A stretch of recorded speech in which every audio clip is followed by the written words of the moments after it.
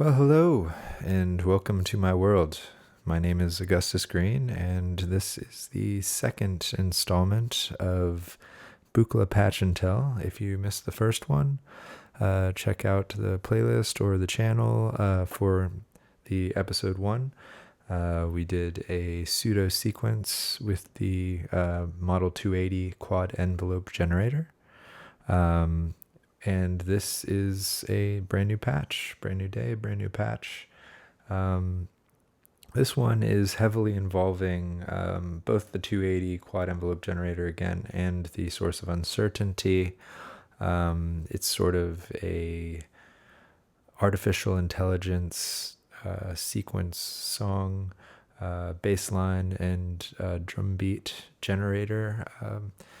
And you'll understand what I mean more when I actually start playing some audio. So let's get that going. So that's what I would call the clock. It's a pulse that is basically opening or triggering this second envelope. And it's opening the 292C, and that is playing noise from the flat noise output of the source of uncertainty. And it's giving it sort of like just a standard clock hi-hat. That same pulse is actually also going to the source of uncertainty and triggering the quantized random voltages, which are firing, and one output is triggering a kick drum sound, which you'll hear now. And the second pulse in the n+1 state, so that's the 2n state for the kick, and then the n+1 state. And I mentioned in the last one, and I'll mention it again, but you should definitely check out Source of Uncertainty podcast. The first episode goes into a little more detail with the Source of Uncertainty features, and you might get a better understanding of what the individual outputs do and how they're related and or different. So that's the kick, and then I have the second one that's triggering off of the dual algorithmic oscillator by 1979. And then I have the second output, the n+1 state, triggering a snare, which they kind of have like a little beat going on. I mean, I won't say that they never trigger on the same pulse, but you get a nice variation between the two, and that's just sort of the nature of the quantized random voltages. And I have this quantization distribution set at the very bottom. So as you can hear, we have a nice little beat happening. So then I also have that same pulse triggering the stored random voltages section.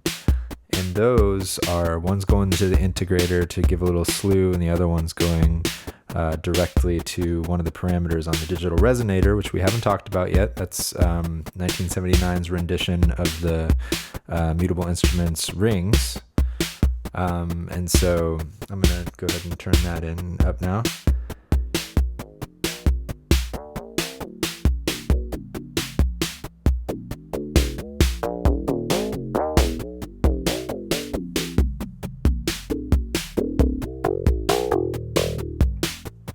So you get a little bass line. So let me explain a little bit more about that element of the patch, because I have a few other things going on there. So you've got one of the stored random voltages going to the integrator, and that is triggering the pitch randomly. And then I've got the other output going to position. So that is controlling this knob here.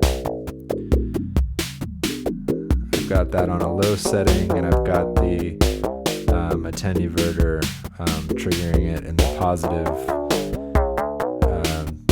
polarity position.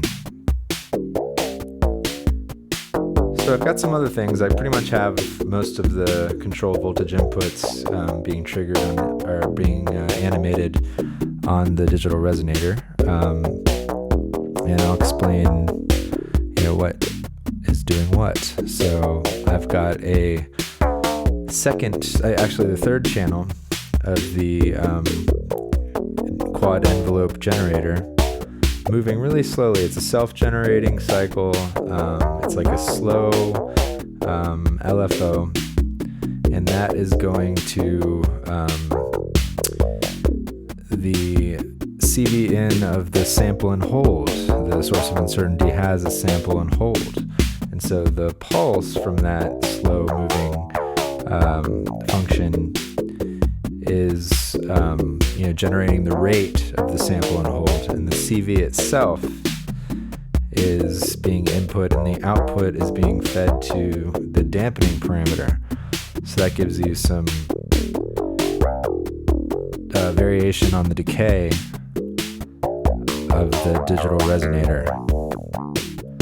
So I just increased it a little bit there so you hear the effect. So that's kind of a stepped, slow-moving LFO. And then I've got the actual, luckily the 280 has two outputs for each function generator, so that makes it really easy to get, have something going to each parameter that you'd like it to without getting confused. So I have the other one going to structure. So that's where you get that like really flangey sort of slow-moving tone. I can back it off here and you won't hear the effect as much. So that's without. And then I add it in.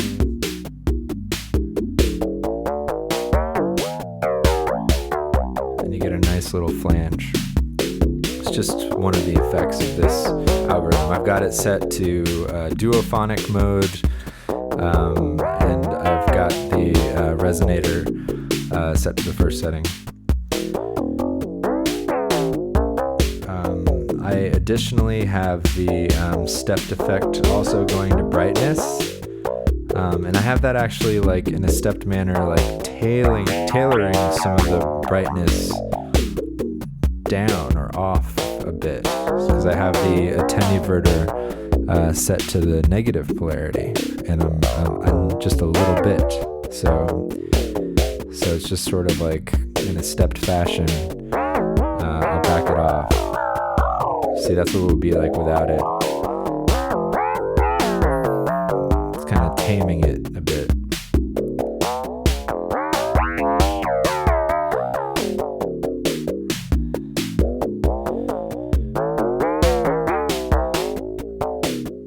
As you can tell, like the beat kind of, because it's ever generating from the source of uncertainty, it kind of never repeats itself, never gets old. You're always going to hear a different pitch, you're always going to hear a different beat pattern.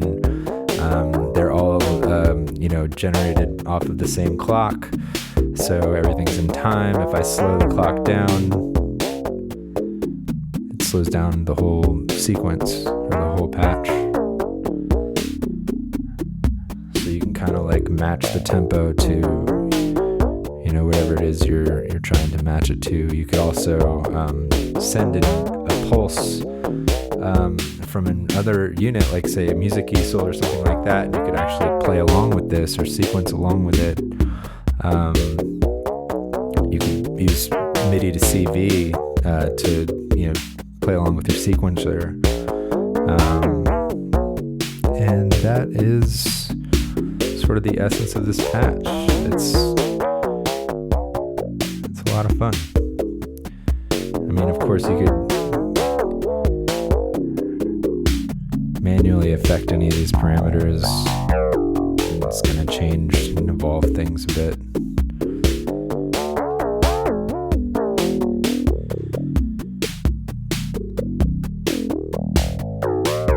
Thank you for watching. There will be more where this came from. Enjoy the rest of your day.